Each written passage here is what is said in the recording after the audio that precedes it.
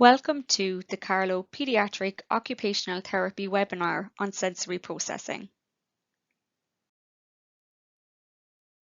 During this webinar, we will talk about what sensory processing is, our different sensory systems, the nature of difficulties often experienced due to sensory processing differences, and how this relates to emotional regulation and stimming behaviours. We will talk about different strategies that can help support children in their everyday activities at home and in school. We will also present two case studies to give an idea of the type of challenges a child or young person might experience because of their sensory processing patterns, and the kind of supports we often recommend to reduce these challenges. The webinar will take approximately an hour. It is divided into 4 sections.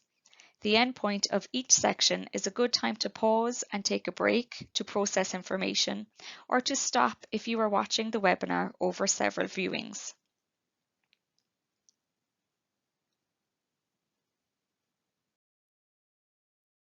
Sensory processing.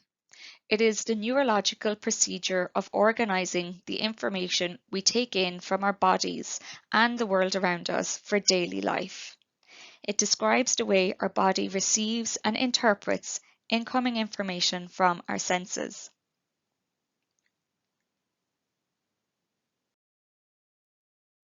It is how we use the information received by all the senses within our body and from our environments.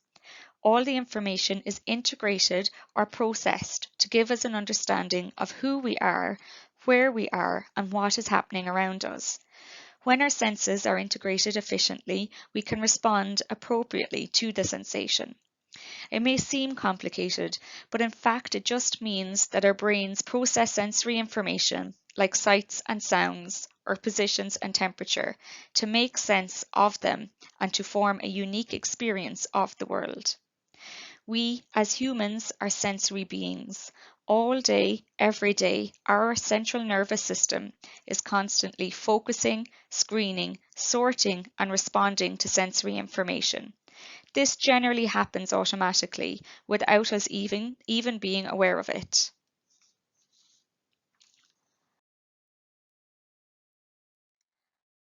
When our body and brain become aware of sensory input, we first register the sensory informations from our senses.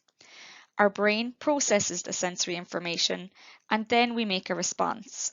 For example, we will take off the woolen jumper that is causing us to itch, or we may take a deep breath to smell colourful flowers. We are constantly responding to sensory input from within our bodies and from the environment, so we can focus on relevant information and ignore irrelevant information.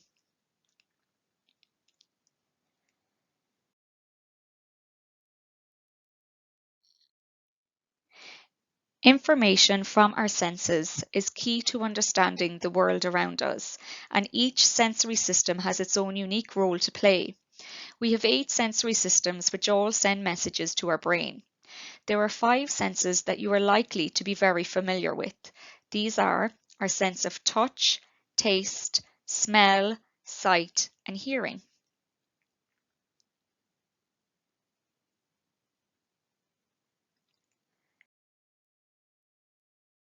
Our sense of touch is also known as the tactile sense. This is how we interpret the information we get from the receptors in our skin.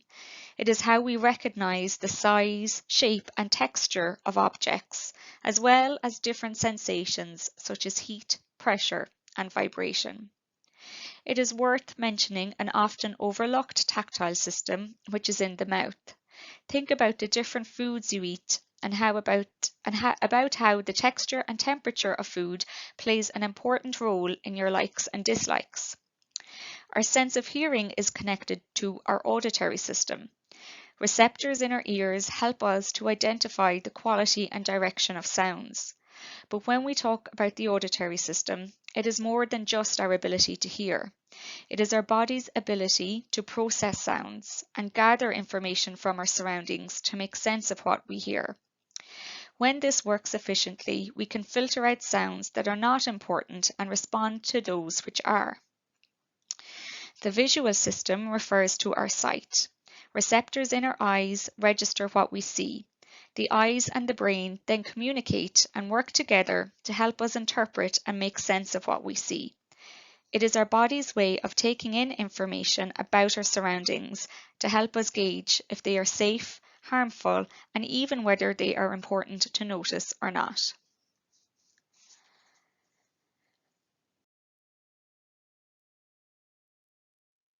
The gustatory system is responsible for our sense of taste. Receptors in our tongue allow us to interpret tastes such as sweet, salty, bitter, and sour, and to discriminate between safe and harmful foods. The olfactory system is responsible for our sense of smell. Scent receptors in our nose can detect millions of odours. Again, however, when we talk about this system, we are talking about more than just our ability to smell pleasant and unpleasant odours. It is about our ability to gauge if smells are safe or harmful.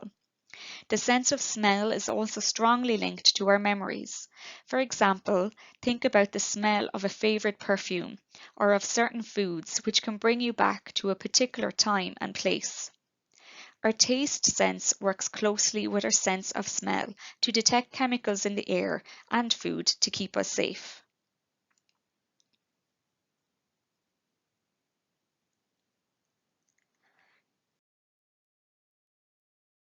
We also have three additional lesser known senses. These are our vestibular, proprioception, and interoception senses. The vestibular system responds to changes in head and body movement through space and coordinates movements of the eyes, head, and body. Our sense of movement and balance is activated through stimulation to the vestibular receptors in our inner ear when we move in different positions. For example, turning around, flipping upside down, climbing, jumping up and down, and riding in a car. A child with a well-developed vestibular sense will feel confident and safe during movement activities, even if their feet are off the ground. They will be confident that their body will adapt and maintain balance. Proprioception refers to our ability to sense where we are in relation to our surroundings. This is often called our sense of body awareness. The proprioceptive system is in our muscles and joints. When children move and play, their muscles stretch and contract, which sends messages to the brain to help coordinate movement. This sense also allows us to grade our movements, so we can throw a ball just hard enough to reach a target or apply the just right amount of pressure on a pencil to write. An efficient proprioceptive system allows children to move, play, and explore in a smooth and coordinated way, not too gently and not too rough. The interoception system provides information about what is happening inside our bodies. It is a sense that allows us to notice internal body signals like a growling stomach, racing heart, tense muscles, or a full bladder. When we notice these body signals, our brain uses them as clues to our emotions. It allows us to experience body sensations such as a growling stomach and link these to an essential sensation such as hunger. Together, all these systems inform our brain on how to react and interact with our environment.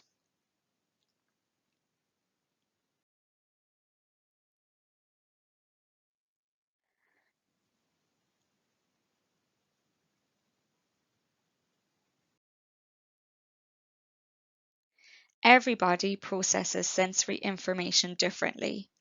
We all have different sensory processing preferences, and there is a high level of normal variation. Some of us love a spicy curry while others cannot tolerate it. Some people love roller coasters while others feel sick at the thought of even going up on one. Some people enjoy listening to music while studying while others need complete silence to work. We are all different. This is all part of normal life and doesn't impede our ability to function. But what happens when we struggle to process our sensory information, or when this information gets muddled, when it may appear too slow or too intense? This is when we might see behaviours which are disorganised. Support is needed when our ability to process and respond to sensory input is interfering with our ability to participate in daily life, to do the things that we want and need to do every day. Generally, difficulties with sensory processing can fall under two broad categories. A sensory system can be over-responsive or under-responsive to sensory input, which may result in someone being unable to do what they need and want to do during the day.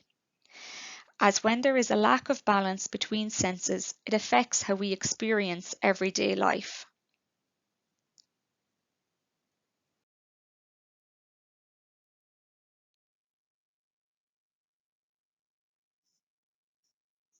A child who presents as over-responsive to sensory input can be very sensory sensitive or attentive to sensory input, and a little input may feel like a lot to them. For example, a child with an over-responsive tactile system may be sensitive to touch from their skin, meaning that they will be easily irritated and distracted by their clothing. They may avoid certain sensory input. For example, they may not like the sensation of dirty hands and may avoid messy play. This is often referred to as sensory defensiveness and can happen within any of the sensory systems. They may be easily distracted by surrounding sounds and sights. For example, if a child has an over-responsive visual system, bright lights may overload their vision and make it hard to focus. They may be resistant to change. For example, a child with an over-responsive taste system may not like to try new food as it overloads their taste buds. The child may also create rituals and routine for their daily lives. For example, the parent may need to wake them a certain way. They may have a preferred food for breakfast. They may only wear certain clothes. The purpose of this is to limit sensory input to those events that are familiar and easy for their system to interpret. All of this can lead to distractibility and frequently causes sensory overload and feelings of anxiety, leading to a fight, flight, or freeze response.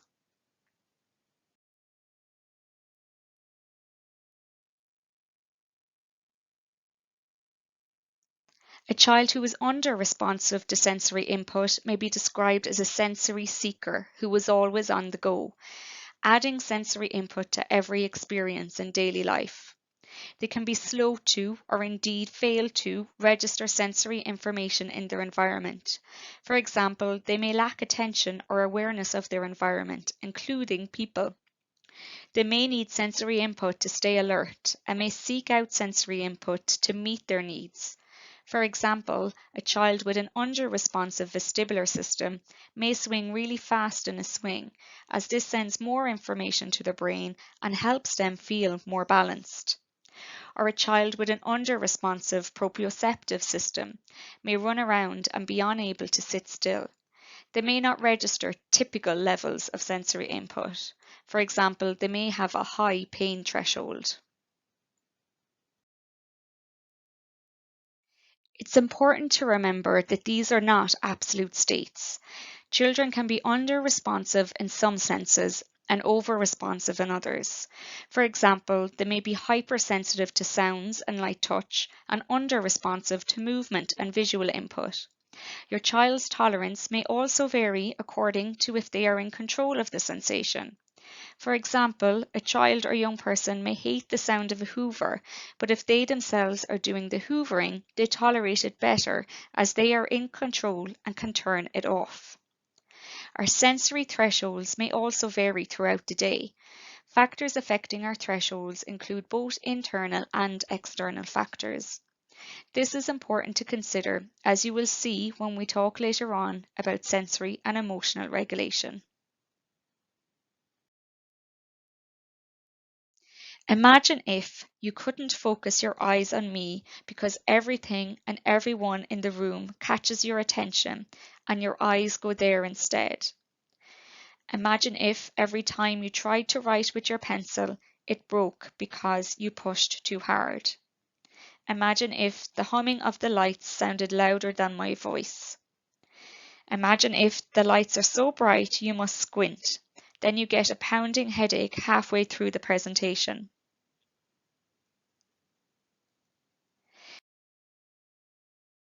Imagine if you were trying hard to pay attention to your teacher in the classroom, but the smell of her perfume was making you feel sick. Or the tag in the back of your shirt makes you feel as uncomfortable as you would if a spider was crawling on you and you couldn't get him off. Imagine if you wanted to write something down, but it took you at least 5 seconds to form each letter. You can see the letter in your head, but your hand will not go in the right direction. Imagine if every time someone touches you, it feels like they are rubbing sandpaper on your skin.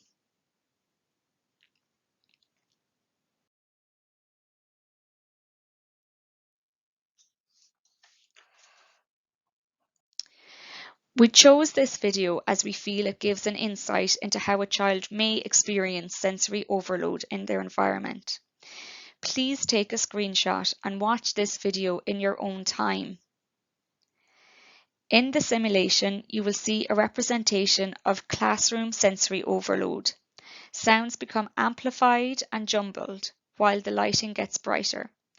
To a person with typical sensory processing patterns, this video may seem exaggerated or over the top. But if you review some of the comments on the video and other similar videos available on YouTube, you will see this reflects the sensory experience for many people with sensory processing differences. Please be aware that those with epilepsy or who are prone to seizures should not watch this video. Viewers should also be prepared for increases in volume, which are intended to simulate intense auditory stimulation.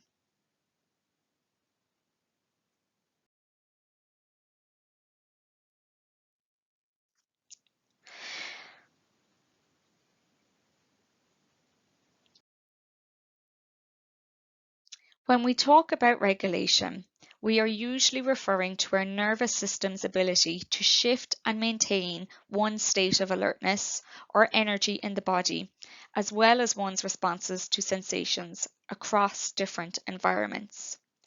It is a person's ability to remain calm, alert, and open to the world around them.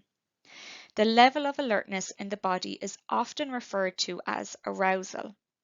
States of arousal range from low, asleep, to high or highly stressed. Different activities and environments require different levels of arousal. Optimal arousal is the level of alertness in the body which matches the environment and activity. Sometimes this is called the just right level of arousal. At night time, optimal arousal is low enough so we can go to sleep. At school, optimal arousal is when a student can focus and attend to their work. In the playground, it's normal for optimal arousal to be higher as there is much more movement and excitement. This type of regulation is the ability to match arousal to the environment and the activity.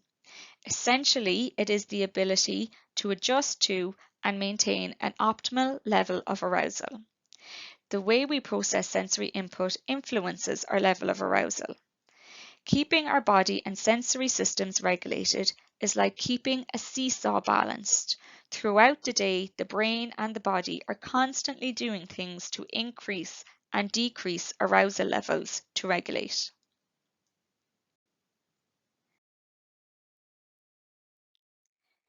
Some of us must work harder than others to stay in this just right place. This is true of many of our children with sensory processing differences. Dysregulated is the opposite of regulated, or when a child is not in an optimal state.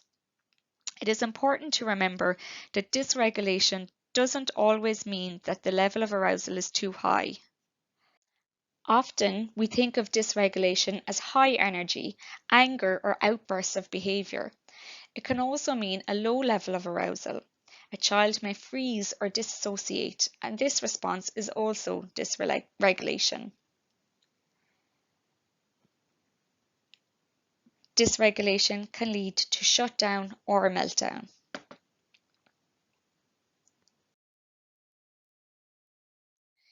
Many children who experience challenges because of sensory processing differences engage in self-stimulatory behaviours, or what is known as stimming, to help regulation. Everybody stims. It is a natural human behaviour. As I record this webinar, I am moving my foot, I'm touching my face and fidgeting with my hair. Some people might crack their knuckles, hum, whistle, chew gum, get up and stretch, flap hands, rock back and forth, pace, or listen to the same song on repeat. For many children, repetitive behaviours provide predictable and enjoyable input and allows them to focus on this stimulus instead of the potentially overwhelming stimulation around them. This helps them cope with challenges in their sensory processing in their day-to-day lives. There are many different reasons for stimming, and it can be difficult for another person to interpret the reason for another's stim. It is a means of regulation as well as expressing one's emotions, from frustration to joy. If a child does not get an opportunity to stim to meet their sensory and emotional needs, then they may shut down, experience a meltdown, or mask their feelings and needs, which will lead to even more feelings of anxiety and distress. It is important to be aware that extreme stims such as headbanging, biting, scratching, pulling hair of self or others is a sign that a child is in distress. These behaviours are an outward expression of a child's internal state. When this happens, it is important to try remove the source of stress, or if in the middle of a meltdown, to redirect harmful behaviour onto something else. In these situations, we need to consider what we can fix in the social and physical environments to reduce these feelings of distress.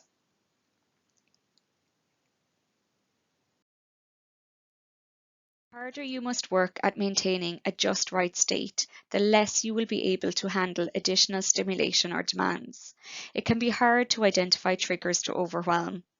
As mentioned earlier, our thresholds for sensory input vary throughout the day. Factors affecting our thresholds include internal factors such as sensory sensitivities, emotions. Differences in interoception can make it difficult to recognize building signs of distress before a full meltdown, and can make it difficult to identify emotions in self and others. Motivation or level of interest in a task will also influence a child's ability to remain regulated and engaged.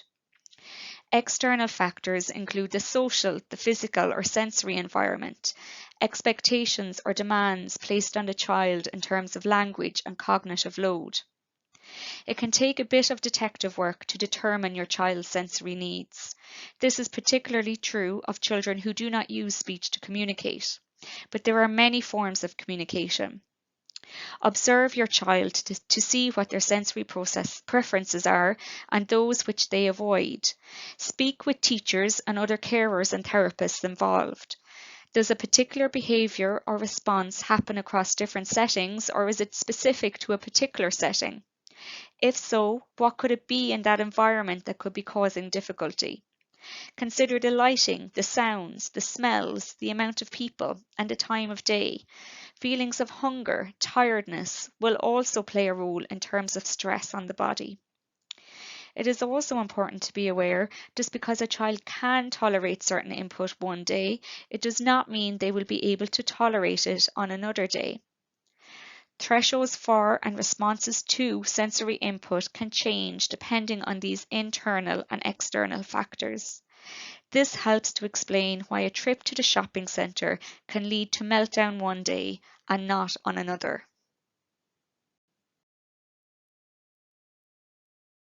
This brings us to emotional regulation, as we can regulate the level of arousal in our bodies and our emotions. Sensory processing differences are just one aspect impacting a child's emotional regulation abilities. Nevertheless, our sensory processing is strongly linked to our emotional state.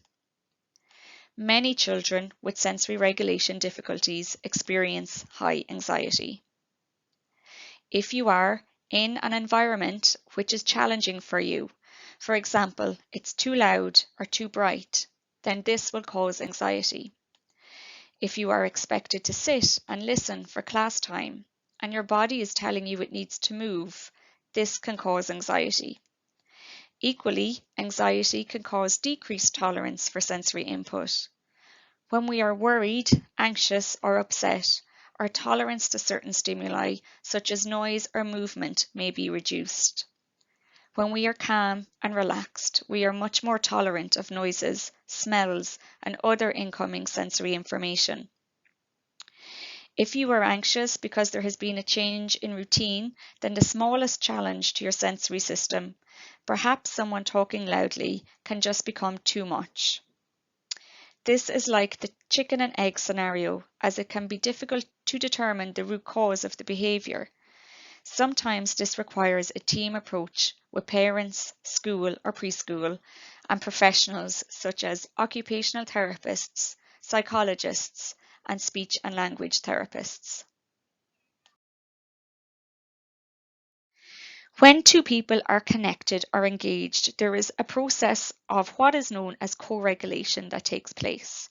This is where a caregiver can add to a child's sense of calm and sense of safety in the world. Co-regulation is defined as a warm and responsive interaction that provide the support, coaching, and modeling children need to understand, express, and modulate their thoughts, feelings, and behaviors. This influences their ability to tolerate stressors and recover from stress, moving them away from, or ideally preventing, the fight, flight, or freeze response.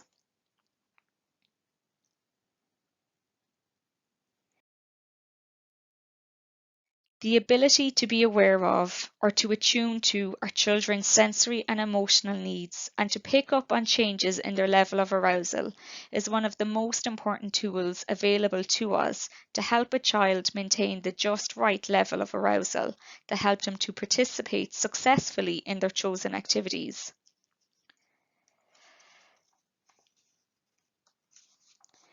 When a caregiver responds calmly to a child, it helps prevent big feelings from overwhelming and escalating and will also teach self-regulation skills. To co-regulate successfully, caregivers will first need to pay attention to their own feelings and reactions and be regulated themselves. As a parent with many demands on time and energy, ensuring self-regulation during a stressful interaction with your child is no easy task. Minding your own physical and emotional health is an extremely important aspect in managing co-regulation and therefore managing your child's regulation levels. Try to have strategies for ensuring a well-regulated interaction between you and your child. This involves aspects of self-care and relates to the well-worn analogy of the importance of placing your own oxygen mask on first.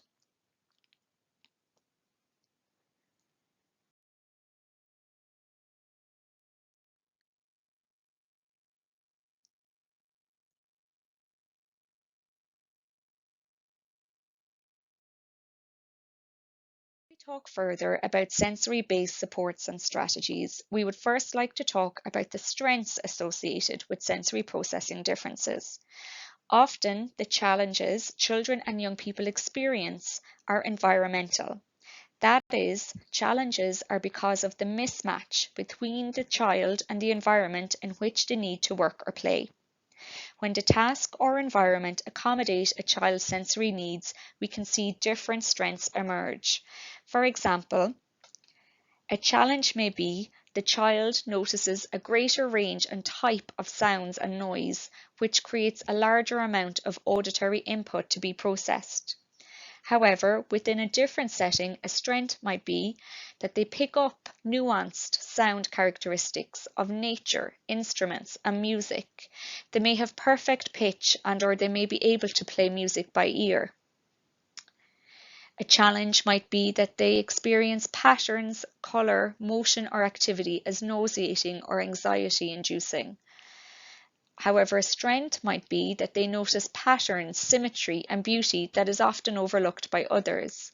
They may learn very quickly when visual information is provided. A challenge might be they may register and respond to touch inconsistently, resulting in confusion and avoidance. A strength may be that they have a strong association with and remember things by touch and feel.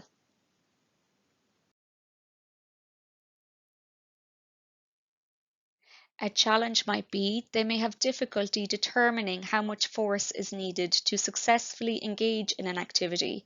For example, they may press too hard on a pencil to write. A strength may be that they are a highly kinesthetic and experiential learner. A child may be challenged by the fact that they notice a greater range of type and quality of smells, which leads to more environmental input for their system to process. However, a strength might be that they notice subtle scents often missed by others, or they may have strong preferences and find comfort in certain smells. When we focus on all the things children and young people are doing right, and all the things they're good at, it helps set them up for success. We can then build on that success, supporting their general development and positive sense of self.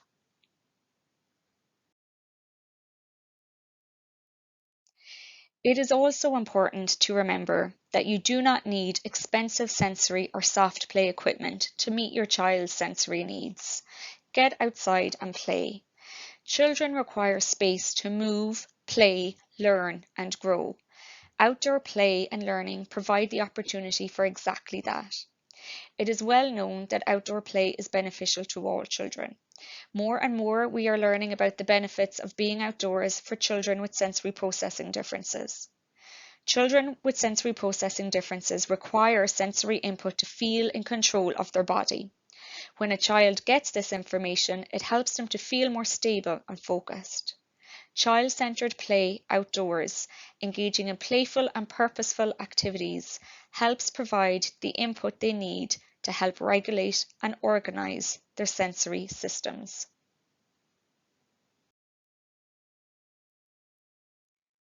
Every sensory system is unique, every child is unique, and every family is unique.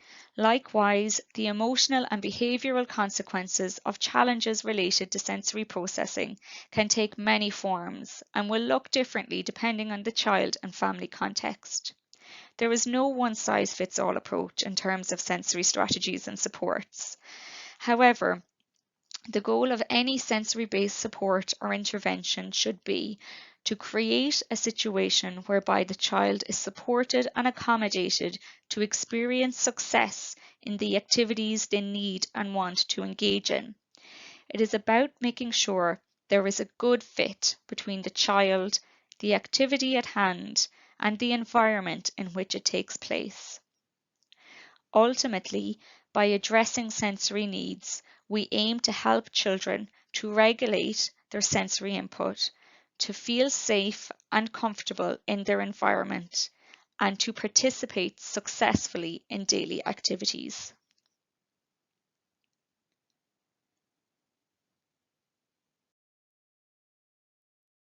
A sensory diet involves providing input to the various sensory systems through proactive and feel-good activities that are designed to have an organizing, calming, or alerting effect on your child. It makes it easier for a child to remain focused by helping them engage in activities that calm over-arousal, and it increases the activity level of an under-aroused child. These activities should be incorporated into a child's daily routine, particularly at times when they appear to be over or under responsive or disorganized. Alerting strategies should be used with children who are quieter and tend to be lethargic and passive. They are also great to use after sedentary activities to help raise energy levels again. Oral strategies include introducing foods that are alerting. These tend to be cold, sour, tart, spicy, minty, or crunchy foods, or trial the use of chewing gum. Auditory strategies include the use of sounds that are short, arrhythmical, loud, or novel. Visual strategies include the use of bright colours, busy walls, and bright lights.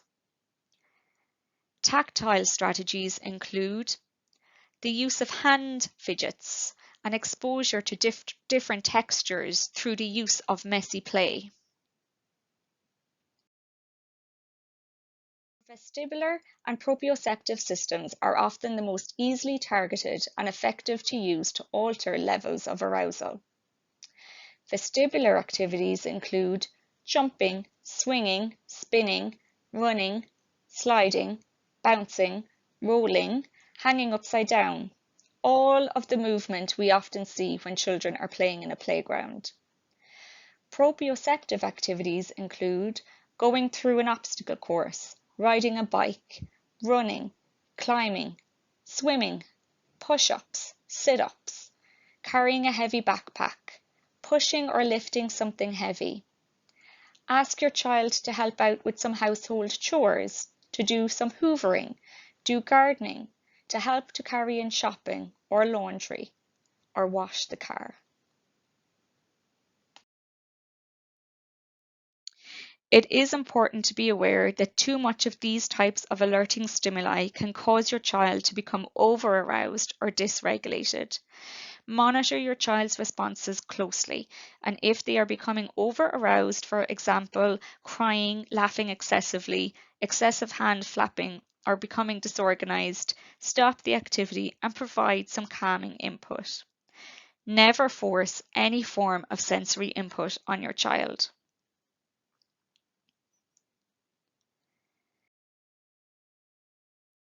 Calming strategies should be used with those children who are over-responsive and tend to be busy and on the go.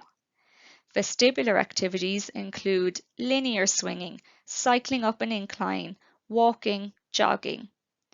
Proprioceptive activities include heavy work activities, push-pull activities, curling up in a ball position, weight-bearing activities, push-ups, calm rhythmic bouncing on a peanut ball.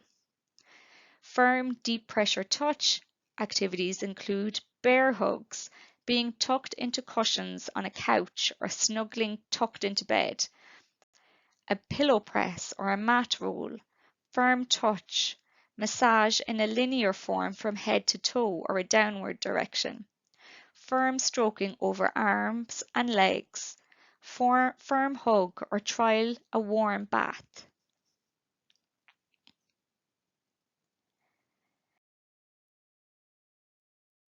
Some calming oral strategies include the use of comfort foods such as mashed potatoes, chocolate, warm milk, sucky sweets, sucking through a straw, for example, a thick milkshake, games such as blow soccer, taking deep breaths or using that by blowing bubbles. Auditory strategies include the use of soft music, gentle tones, white noise. Visual strategies include the use of dim lights, use of pastel colors, limited visual stimulation on walls, and making sure to turn off TV in the background and having clear tabletops or workstations.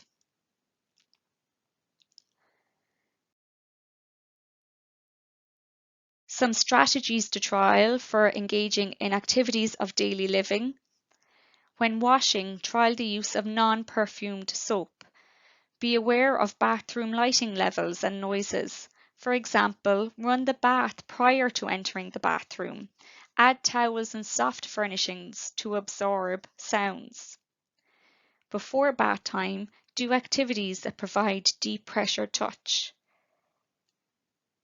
Make the transition from undressing and getting into the bath as quick and smooth as possible. If your child dislikes being washed, encourage him to wash himself. Use a handheld shower. Self-initiated touch produces a less defensive reaction. Use a large towel and quickly and firmly wrap your child in it. Avoid exposure of the wet skin to the air as the light touch may trigger a defensive reaction. Use a firm stroke or pressure as you comb or wash your child's hair. Count or have your child count as you comb, wash, rinse or cut their hair. Give definite time limits to the task. For example, let's count to 10, then we will stop cutting your hair. Provide calming deep pressure before and immediately after may also help. Use a non-slip mat inside the bath or shower to ensure your child feels secure.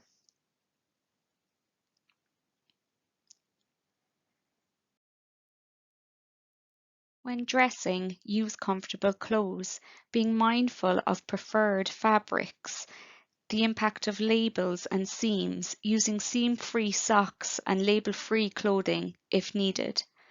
Trial the use of unscented washing powders. Encourage your child to dress in front of a mirror, as this provides some visual cues to assist with sequencing, motor planning, and body awareness. When toileting, trial the use of wet wipes or moist toilet paper. Your child may not like how the toilet seat feels. Consider a small padded seat insert. And make sure that your child feels safe and secure when sitting on the toilet. Consider using a stepping stool if needed to make sure that their feet are fully supported.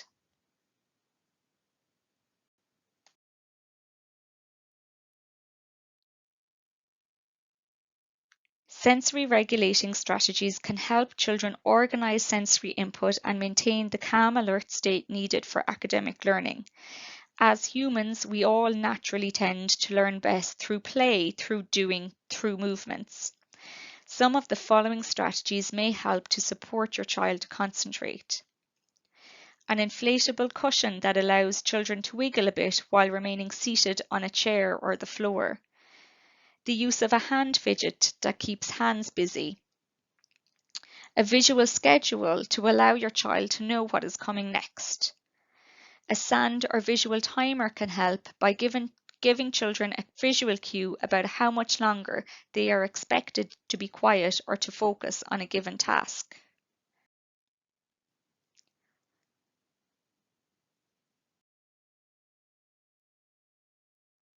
Use altered instructions, customized instructions, or give the day's schedule verbally and/or visually. And remember, instructions may need to be broken down step by step. Provide organizational help. Children with sensory processing challenges are often disorganized in terms of time, space, and objects. Try using color-coded timetables, using visuals, a clear pencil case, for example, and can help for schoolwork.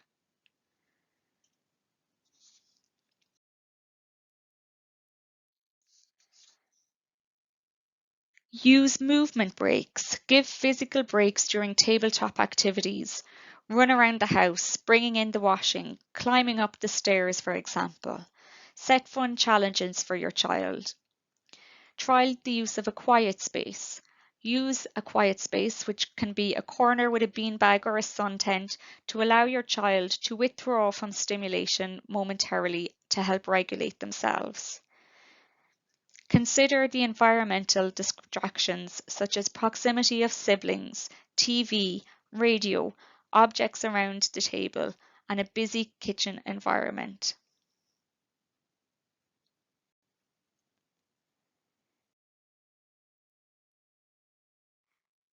Environmental supports to trial include looking at creating a calming environment, construct hideouts or create a small quiet space. Provide calming sensory toys in this hideout, for example, a beanbag, a cuddly toy, or a lava lamp. The child should be able to be alone in this space and use it in the way that they need to. This should never be used as a space for timeout or for a punishment. Provide a predictable routine. If the routine changes, give advance notice. This will help your child prepare for this change. Use pictures or visuals to ease change or to support transition. Trial the use of a sensory box to provide tactile input, such as using a fidget toy or sand or rice to touch and feel.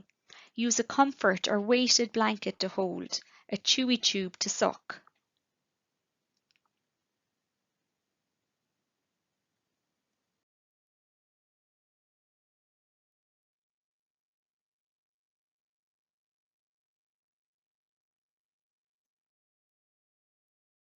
In this section of our webinar, we will present two case studies involving children with sensory processing challenges, which are interfering with their participation in home and school life. Our first case study is James. James is 4 years old. He attends preschool. He is an only child. He has a history of becoming upset and experiencing meltdowns. He dislikes busy shops, family parties, and play dates. He does not mix well with other children. He does not meet the diagnostic criteria for autism. He is very bright and capable.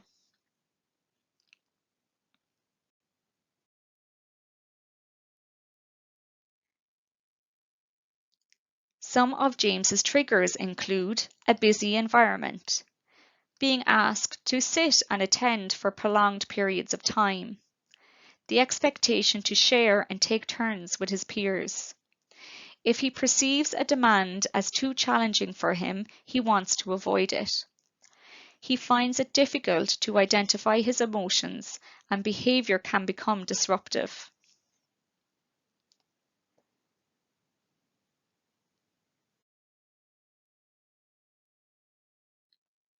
Some of the supports we might recommend for James include increased sensory input of proprioceptive, vestibular, and tactile activities during his day. Incorporate a sensory diet comprising of regular, ideally 10 to 15 minutes every 1.5 hours of preferred proprioceptive and vestibular activities, such as cycling, trampoline, obstacle course, and peanut roll. Incorporate tactile-based activities, such as messy and dry play, using materials like sand, arts and crafts, Play-Doh, and baking. Incorporate quiet time into his daily routine. Introduce a quiet space or cozy corner in preschool and at home. This should be available for his use whenever he needs it, and the adults can prompt him to use it if he is showing signs of dysregulation. Be mindful of and manage his environment. Reinforce the importance of structure and routine to minimize anxiety and set boundaries. Continue to use visuals to support communication. Trial the use of visual timers to support his attention and concentration. Focus on body signals. Help James notice what his body is feeling during daily activities. For example, ask him, "How do your eyes feel at night time? Look at the goosebumps on your skin. Put your hand on your chest and feel your heart beating fast. Notice how fast you are breathing after that run." Our brain uses these body signals as the first step to identifying our emotions.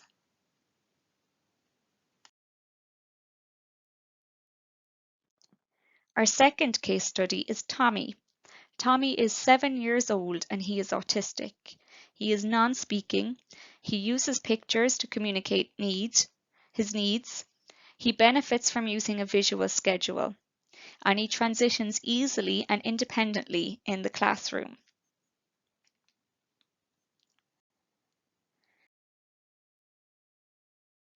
Some of Tommy's triggers include group activities, for example, lunchtime and PE.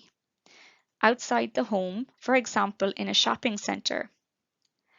Tommy is constantly active and engaged in stimming behaviours. Examples include flapping his hand in front of his eyes, pacing up and down the room, opening and closing doors, and rocking in his chair.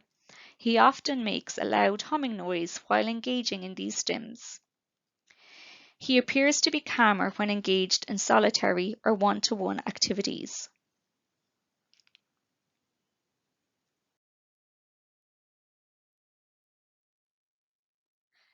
Some of the supports that might help Tommy would be to develop a calm area in the classroom. They should be freely available for Tommy to use whenever he needs it.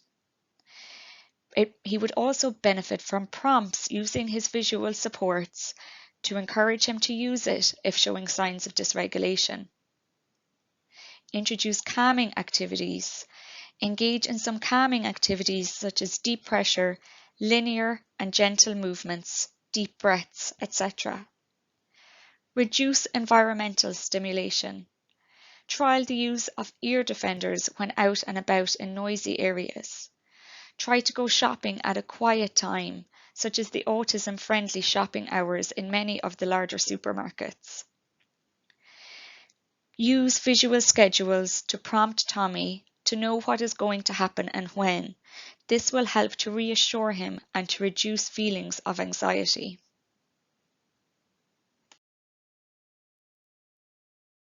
We have now reached the end of our webinar. We hope this has helped develop your understanding of sensory processing and that some of the strategies discussed will help support your child's sensory regulation and support their participation at home and in school. Remember, different strategies will work for different people. It's important to work with your child to try out different strategies. It can take several months for sensory strategies to work, so try to use the strategies that work best for you and your child regularly for 3 months. If you have any questions about this webinar, please contact your allocated occupational therapy department. Thank you for listening.